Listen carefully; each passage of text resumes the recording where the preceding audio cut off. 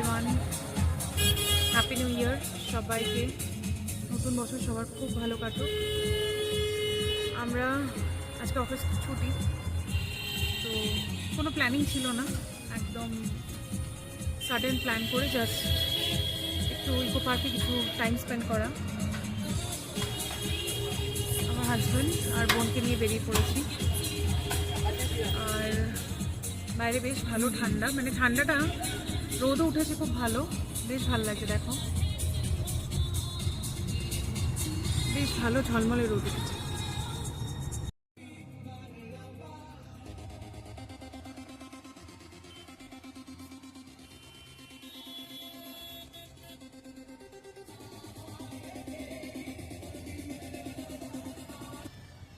খুব ভিড়, মানে সবাই একদম ফেস্টিভ মুডে রয়েছে।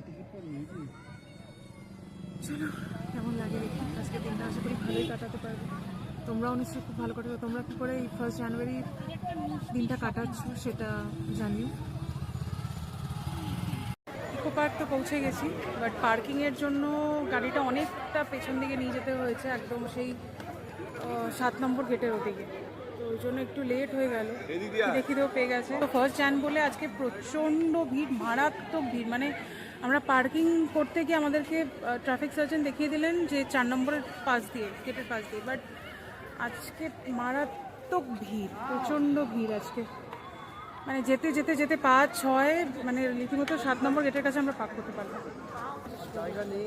যে বোনও টায়ার্ড হয়ে গেছে, আর হাজব্যান্ডও টায়ার্ড হয়ে গেছে।